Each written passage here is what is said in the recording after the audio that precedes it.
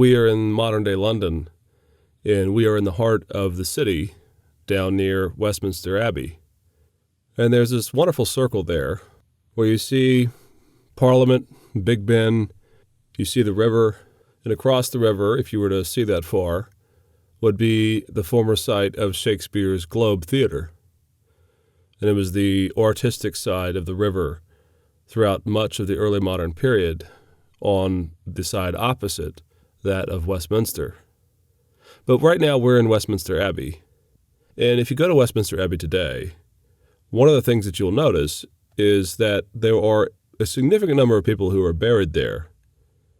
There are kings and queens, Elizabeth I, the Virgin Queen is there, buried next to Mary, Queen of Scots, in a little bit of political theater after both of them had died, because Elizabeth I had actually had Mary, Queen of Scots, put to death for treason, and now they lay there side by side in death. Henry VII is buried on the far end. Henry, who gave us the Tudor dynasty, the father of Henry VIII, and therefore the father-in-law to each of Henry's 6 wives, though he was already dead before any of them had ever met Henry. And as you enter Westminster Abbey, off on the right, on the floor, and all along the walls, is an area that we know as Poets' Corner. And Poets' Corner really is an amazing place. There are a number of English poets buried there, and as time wore on, those who inevitably are not buried there will often have a commemorative plaque placed instead. Those buried include Alfred Tennyson, Edmund Spenser, Laurence Olivier, the great actor from the 20th century, Kipling, Charles Dickens, and Robert Browning. Memorials are there for a number of other poets and writers. Just in 2013, in fact, there was added finally a plaque commemorating C.S. Lewis.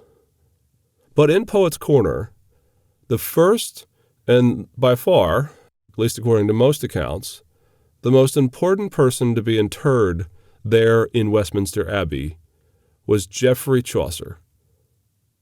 Chaucer was a 14th century poet and an author and a scholar who had given us, above all, Canterbury Tales, a book that today continues to be read by students and by scholars in an effort to understand what the medieval world was like, as well as to understand Chaucer and his poetic brilliance. And one of the things that Geoffrey Chaucer gives us in the Canterbury Tales is a real kaleidoscope picture of the kinds of people that were alive in the Middle Ages, the kinds of everyday sort of folks. Now, there are clergy there as well, but there are also lay people of a number of different stripes. And what's so amazing about Canterbury Tales is that none of these figures, or at least very few of these figures, really conforms to a bland stereotype. Take, for example, the wife of Bath, the one that many love to talk about, one of the more salacious characters because of her somewhat bawdy tales that she tells on the way. But the wife of Bath is a wealthy widow, and at least in Chaucer's tale, she bucks the trend of seeking another husband, and she is very much on her own 2 feet, and she knows it. And Chaucer does give some stereotypes here and there. The miller, for example, is a drunken fool. He's sort of debauched. He is bad with his finances, and he cheats people out of their money. And there's also the honest plowman, the man from the fields, not from the urban center or from more of the village life like the miller, but the man of the fields, the plowman. And if we were to sit down and read Canterbury Tales today, what we would discover is that medieval life was more varied and more rich and more interesting than many of the stereotypes of the medieval world that we currently have. And it really is a case in point that if Chaucer, this medieval poet, the greatest poet in the English language, can sit down and write a colorful portrait of all of the different characters and all the different stripes and varieties of lay life and clerical life, from the wealthy to the middle class to the poor, if he can describe all of this variety in the Middle Ages that he is a part of, how much more ought we to look into the past and look into the Middle Ages and appreciate the rich variety of day life, faith, marriage, and all of the things that comprised life in the Middle Ages. And so in this lecture, we're going to be looking at everyday life. Because as we begin this lecture, we are now into the High Middle Ages. We're now past the year 1000, and we're beginning to notice a number of changes in the culture, a number of changes in medieval life and faith that were not present as far back as, say, Charlemagne, and certainly not as far back as Constantine. So we're going to pause for a while, and we're going to look at lay life, and we're going to sort of contrast that life, the everyday life of the farmer, the peasant, the tradesman, and the guildsman. And we're going to contrast that with what it was like to have been a noble. What was day in and day out life like? And we can begin by saying just a few things about what we're getting into with the High Middle Ages. After the year 1000, we are noticing a number of changes in the Middle Ages as a whole. First and foremost is the obvious point that the first millennia of the Christian world is now over. For 1,000 years, roughly, there has been a Christian world. Lots of ups and downs, lots of persecution, followed by political triumph, followed by missionary activity, followed by innumerable other things for the first 1,000 years.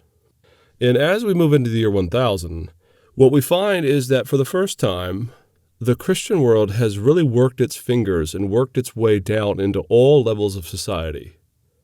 By no later than 950, all levels of society that have been conquered by the Christian world, by Christian kings, have now more or less adapted and accommodated themselves to the Christian religion. Now, there's no way ever to know how sincere, how faithful people were. There simply are no demographics that we can pull out. But what we do know is that by the year 1000, what we begin to see is innumerable cultural changes that appear to signal a significant buy-in or a significant adoption of the Christian faith at all levels of society. Moreover, by the year 1000, and all the way down until the year 1300, the number of things that were ravaging and plaguing the Christian world, or just the Western world in general, began to subside. After the year 1000, you see significantly fewer numbers of invasions and wars and the sort of calamitous things that we saw in the early Middle Ages. The culture just seems to settle down for a period of time. We see dynasties and kingdoms more or less become rigid and set. Disease, famine, these kinds of things all begin to subside. And there are a number of reasons for this, and we're going to go into some of them in the next lecture on the three estates. But by and large, what you have to realize is that from 1000 to 1300, you have essentially a golden age of the Middle Ages. This is true intellectually, this is true in terms of technology, this is true in terms of health and prosperity, and all the things that drive society. You see a flourishing of these things during these 300 years. The first thing we want to talk about is faith life in the High Middle Ages. Now, first and foremost, we have to disabuse ourselves of a few popular misconceptions. Faith in this day and age was not necessarily a situation of dumb, illiterate, moronic, half-hearted pagans who have been sort of imposed upon by the Catholic Church. That myth of the Middle Ages has long been developed since the Renaissance, since the Enlightenment, but it is simply not true. The fact remains is that the Church was always aware of the fact that it could not coerce faith, that its goal was rather to preach and to teach and to educate. Now, it had a monumental task on its hands. It had significant numbers of people who were illiterate or who were simplistic in their general outlook. But don't mistake being illiterate with necessarily being stupid, because one of the things that historians have noted for a long time is that people in a pre-literate age, in an age that is still, we might say, an oral tradition culture, where there are still stories being told again and again, where the recounting of tales, where memory in general is stronger than it is in our modern age. In those worlds, people retain a great deal more in their minds and in their memories than we're used to. Modern historians of technology have often commented on the fact that as our technology has gotten stronger, which is a good thing, but as it's gotten stronger, one of the ancillary results of that is the fact that the modern person, you and I, tend to worry a great deal less about memorizing anything. The idea that we're going to hold much of anything in our head for very long, lists or bits of poetry or names and dates. Increasingly, simply by the fact that we could look them up in a flash, our memories are a bit weaker. We don't put a high premium on memorization. Well, in the ancient world and in the medieval world, without these things, and often without the ability to even to write them down, you do see a number of people who have pretty staggering memories by comparison of ours today. We see, for example, in the troubadour tradition, those who would go around singing tales and recounting poems and all these kinds of things. At times, we see them being able to recount and recall and retell long poetic narrative stories that, frankly, boggle the mind sometimes. They could walk their way through them. They could recount them. They could recite them. What does this mean for biblical literacy and faith? Well, simply put, those who were at the lay level, those who were involved with church, very often relied on their memory for the things of the faith, for passages of Scripture and these kinds of things. Lacking the ability to read the Bible itself is not a good thing, but they made up for it in their own way. And I do want to also say that the authoritarianism of the Middle Ages is not itself the problem of the church. Now, when we study the Reformation at some later date, it is of course the case that there arose an abuse of power in the late medieval church, that popes and bishops and clergy, for lack of a better word, lorded it over the laity and really kind of put structures around lay life that were not natural. We see this in Luther's life, where whenever he mounts a challenge against some of the abuses and corruptions of the church, he is essentially told to shut up and sit down, that it's not his place ever to question his superiors. However, not all authority is bad. In a world where there is some uncertainty at the lay level as to what is true and what is right, it is not a bad thing for them to seek out the authorities of the church to understand the faith and the Scriptures. And we're going to say similar things when we get to the authoritarianism of the political regime. But in this case, when we're looking at the church, from the early church on into the Middle Ages, it was just simply commonplace to know that if you needed to know what the faith was, if you needed to know right from wrong, if you needed guidance, just simply go to the church. Go to your pastor, go to your priest. It was a hierarchical world. And simply because later generations and later centuries will abuse that power and that hierarchy doesn't necessarily mean that everyone in the church is basically being drummed upon. You don't have to take 500 years of church history from 1000 to 500, or even going back maybe to 500 to 1500. We don't have to take 500 or 1,000 years and simply consign it to the flames. There were honest, Christ-loving people then who sought the faith. There were good priests and pastors. There were good bishops. And of course there would be abuses, just by the way, as there are abuses in the modern church. But that doesn't cause us to rebel and say that the modern church is apostate and therefore we're going to go our own way. And the faith of the everyday person in the High Middle Ages was pretty ritualistic in some senses, but not overly ritualistic in the sense of simply being about ritual and form and lacking any true faith. The Middle Ages, for example, was big on the sacraments. In the noble houses, for example, often when one arose in the morning, you began the day with Mass. You began the day with the Eucharistic service. And then from there, you went and had your morning meal. Noble houses had chaplains. Church services and devotional life were part of the fabric of the Middle Ages. One did not have the issue that we maybe sometimes have today of having periods of time where we become very religious, say on Sundays, and other periods of time where we sometimes wonder, are we actually acting Christianly throughout these days? We today maybe struggle with the difference of getting Sunday into Monday, of the Sabbath and the rest of the week thereafter. In the Middle Ages, they don't really suffer from that as much. If anything, the church and church life and devotional life and the Eucharistic sacramental services always seem to pop up here and there. There are innumerable holidays and feast days and memorial days of Christ in the church and these kinds of things. It was just simply part of the rituals of life. And so when we look at faith in the Middle Ages, in the High Middle Ages, from 1000 to 1300, we do see a very personal and well-attended to faith. So if we turn our attention now to the issue of everyday life and work, there are a couple of features of high medieval life that are unique to that period of time versus, say, the way we'd live and work today.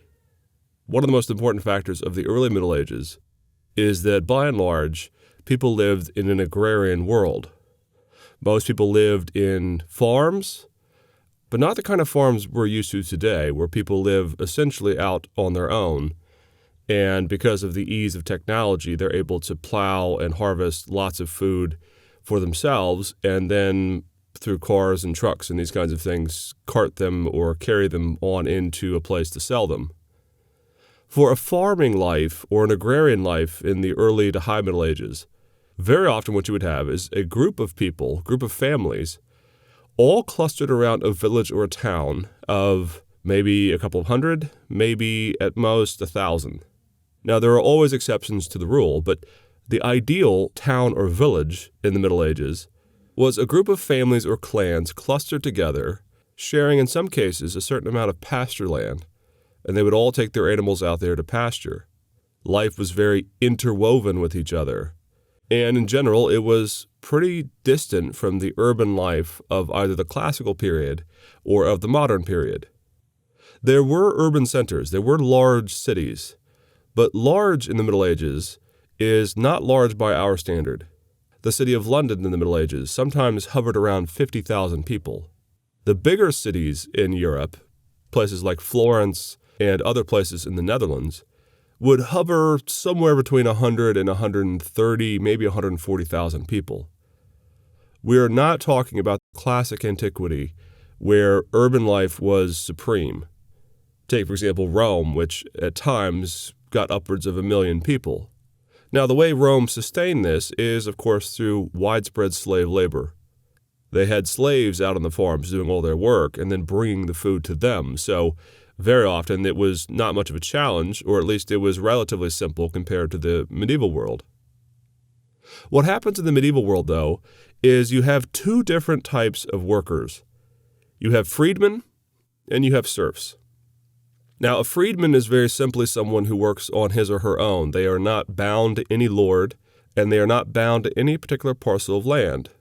And these freedmen would be, as the word implies, free. They could grow what they wanted, and they could harvest as they pleased.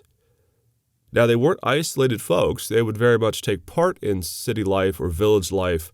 They would share, they would sell things, they would be consumers on all kinds of levels. But a freedman is in contrast to a serf. And we mentioned at the end of the Vikings lecture that there was a rise of feudalism in part as a result of the expansion of military castles and soldiers out into the peripheries of certain lands in an effort to stave off invasion. Well, one of the things that a nobleman brought, or that a soldier brought whenever they took over a piece of land, was the concept of serfdom. A serf was someone who was not their own property. They were not free. In many ways, serfdom is an extension or a watered-down version of Roman slavery. A serf would be tied to a lord. They would owe a certain amount of service to them, either a certain number of work days. The land that the serf harvested on was not their own land. It was the land of the lord. They were responsible for rents, and the lord had certain rights to a certain percentage of every harvest. And in the kernel of this idea of serfdom, you see lots of legislative taxation policies that, for centuries, all the way down until today, will still be a part of government.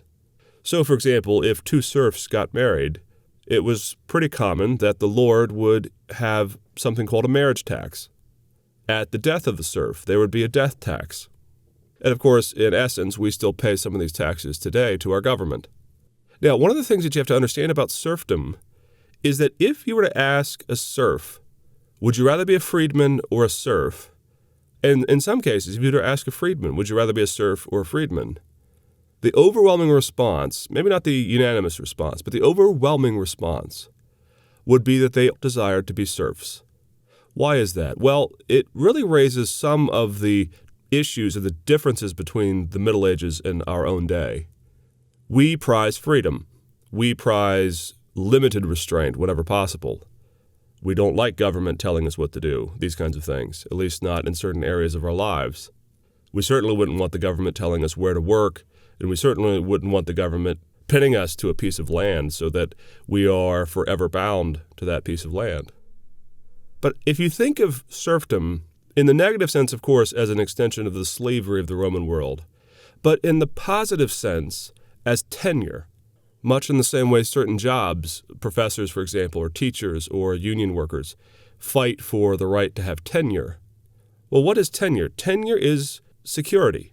It is the ability to know that no one can downsize you out of a job, that you are there permanently. There was, in the concept of serfdom, not this hyper-tyrannical sense that a lord could do what he wanted with his own people. He couldn't kill them indiscriminately. He couldn't, do all kinds of harsh penalties to them just willy-nilly. But from the perspective of the serf, to be permanently affixed to a piece of land and to be permanently affixed to a lord meant that you and your family had stability. So, in other words, the modern world prizes freedom, but we prize freedom because we know that there are more options out there besides the one we might have been born into. We can get in our cars and drive to another city, put down roots, and start over. But imagine you're in the Middle Ages, and the crop fails, and the Lord says, okay, you're gone, I'm going to bring in some new serfs, or if you just decide to up and leave yourself and try your hand somewhere else, the chances are you're not going to find anything within a real reasonable distance of yourself. And you very well might end up being a beggar. And so for the serfs, and for the Middle Ages as a whole, the concept of authority was always wrapped up in the idea of security. To have a lord was to have security. Now, they knew what tyranny was, and they knew what abuse was, but in their minds, and this was repeated all throughout the Middle Ages and on into the Reformation, tyranny is not the opposite of freedom. The opposite of tyranny is a good king, to have a good lord, to have someone who cares for you and looks after you, and make sure that you have everything you need to harvest your crops and that you are never lacking for things. And so, while we can find abuses in the Middle Ages, and while we certainly wouldn't want to be serfs ourselves, you have to realize that when we're dealing with medieval people, you're dealing with very much people that wanted this kind of thing, at least out in the agrarian world, where things were precipitous at times. The other thing that we can look at is urban life. Now, we've already said that urban life wasn't essentially the dominant form of existence in the Middle Ages. But as the Middle Ages go from the early to the high Middle Ages and down into the late Middle Ages and early modern period, which is essentially the Reformation, what happens is you have a return to urban life. And so it's good right now to sort of sketch out what an urban life looked like in the Middle Ages, just so that you're aware. Well, an urban existence in this day and age would have been really an experience. The main thing, as we'll say in just a second, that distances us so much from the Middle Ages are the concepts of hygiene and medicine. We are so used to being worried about germs and viruses and dirt and all the things that we know cause illness. We're also very concerned about removing our human waste and other unsavory elements from our city. I always joke that we don't really care that much about a plumber until we need one. Suddenly there's big issues in the house, and we suddenly feel as if we ourselves are back in the Middle Ages. But before I get to the negative bits, the nasty bits about the urban life, let me go ahead and paint a more positive picture. Urban life would have been bustling with sounds and sights and smells. It would not have been bland or boring. The people would not have been dirt-besmudged, kind of skinny, scrawny peasants working their fingers to the bone 18 hours a day. Urban life was relatively quaint. If you had made your way into urban life, by and large, you were part of either the wealthy class or you were part of the upper middle class to middle class. And that is because you essentially purchased most of your goods. You didn't grow them yourself. And so you had some means of income to do this. So walking down an urban city in the Middle Ages, you would see all kinds of shops and taverns and people selling things out of their house, very often a house of, say, an artisan, someone who was doing hand-carved crafting ornaments that you might decorate your home with. Well, that artisan would work out of essentially his ground floor of his house. He and his family would live upstairs. And so as you passed down the street, you would see his wares out on a big display, and you could potentially buy them right then and there, straight out of the home. Those of you who have ever been to the city of York in England, or if you ever happen to go there, you could actually go see essentially a medieval street in existence even down to this day. The street is called Shambles. And yes, this is where we get the word something being shambled or something being in shambles. If you go down the street, all of these ancient houses are leaning almost against each other at times. If you try to see if anything has a perfect right angle, you're not going to find one very often. And even to this day, if you walk down the street, you'll see people who are essentially mimicking the way medieval life would have been in the Middle Ages. They open their shops, they open their doors. Sometimes the windows are open and you can see the things you might buy as you walk down the street. This very much would have been medieval life. And so it would have been rich, it would have been full, there would have been all kinds of things that were wonderful going on in a medieval urban context. One of the other more interesting elements of urban life in the Middle Ages was the guild system. Guilds in this day and age were things that protected artisans and allowed the artisans to train up another generation of craftsmen. And there would be guilds for everything. In Italy, for example, one of the major areas that produced cloth, there weren't just guilds for cloth making in general, but rather there were guilds for every level of the cloth making process.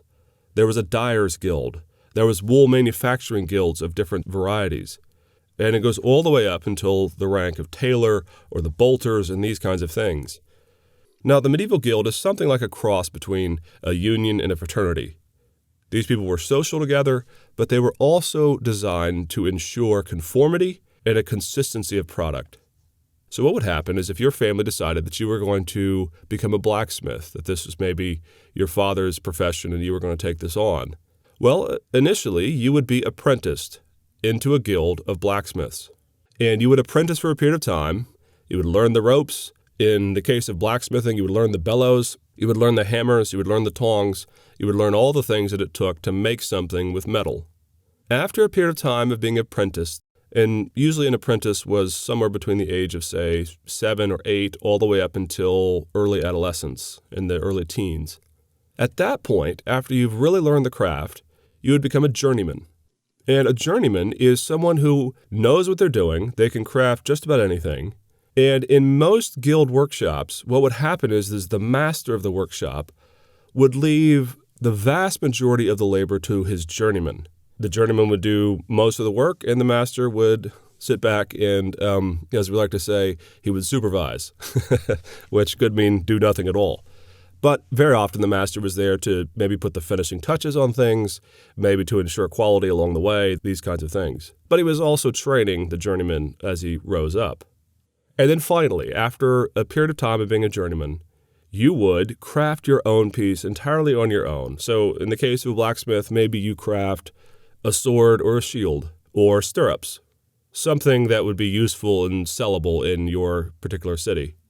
And this piece that you would make as a journeyman would be called your masterpiece.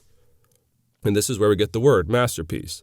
Now, for us, in modern English, masterpiece means the supreme thing that you make above all else. It is the highest craft that you've ever done in your whole entire career or life.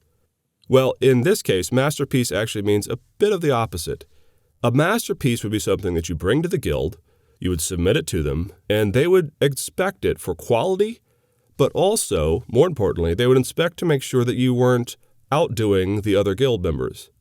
A masterpiece, in other words, had to be good enough to be a master, but not so good that you ended up trumping the others and becoming the sole person that people came to for blacksmith work. You needed to conform, you needed to be part of the union. And so your masterpiece was good enough, but not too good. And once you passed the masterpiece level, you were now a full member of the guild, and you are now a master yourself, and you could potentially open your own shop. Now, the importance of these guilds is not simply just for the sake of the history of it, but the guilds will become a major player in breaking down serfdom and some of the economic policies of the Middle Ages as we move closer to the early modern world.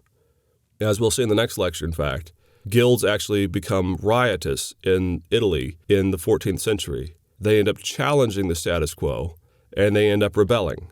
But in terms of right now, particularly in the High Middle Ages, as you walk down that urban street in the Middle Ages, what you would be passing would essentially be guildsmen shops, master shops of various stripes. So maybe you're passing by the distiller. Maybe you're passing by the miller. Maybe you're passing by the blacksmith. Maybe you're passing by the cloth maker, the dyer. On the outskirts of town, because of the unsavory smell, you'd have the butcher, and so on and so forth. And so at the end of it, what you have is a very bustling, busy, very complex life in the urban world in the Middle Ages. And lastly, we want to talk about marriage and death in the Middle Ages. Now that's a bit of a strange thing to bring together, marriage and death.